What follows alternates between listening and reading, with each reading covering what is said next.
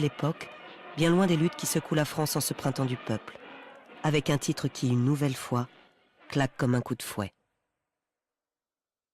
Mort à crédit est la manifestation de la grande écriture célinienne. Il y a travaillé 4 ans, à sa manière hallucinée.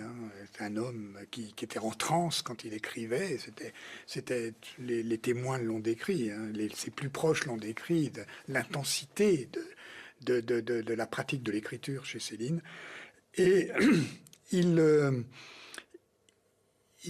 a un enjeu, il y a un enjeu dans Mort à crédit, que je résumerai en disant « ça passe ou ça casse ». Pour écrire ce nouveau roman, Céline a mis, comme il le dit, sa peau sur la table. Mais c'est le jeu cruel de la critique littéraire qui juge en quelques lignes, publiées sur papier journal, des mois et des mois d'un harassant travail de création.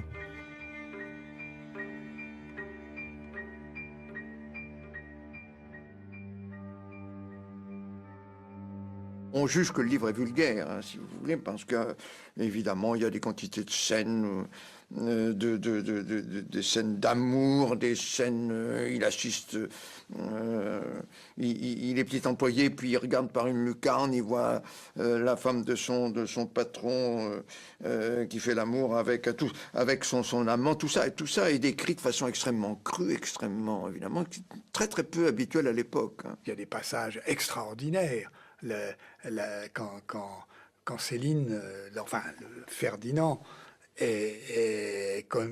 consomme son premier acte sexuel avec la Gorloge, Madame Gorloge. C'est extraordinaire, je veux dire, nous avons là des pages et des pages d'une sexualité cosmique, enfin c'est extraordinaire, du point de vue de l'écriture, c'est anthologique.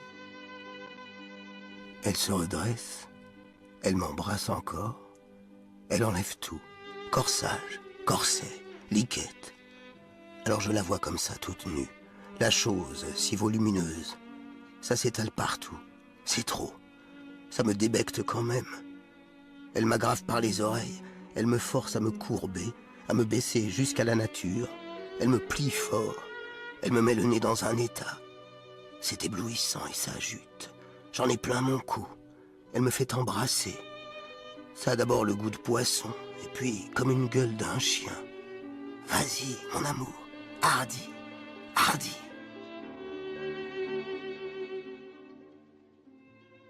La réception de Mort à crédit a été pour Céline une sorte de blessure. Il s'est senti incompris.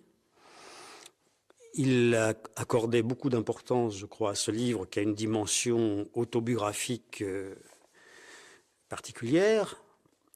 Il n'est plus Bardamu, il est lui-même, en somme. Et puis voilà qu'on trouve que ce livre est vulgaire, trivial, etc., qu'on ne le lit pas comme il aimerait être lu. Il a été donc affecté très profondément, et moi je crois que ça explique une partie de son évolution ultérieure dans les quelques années qui vont suivre. Été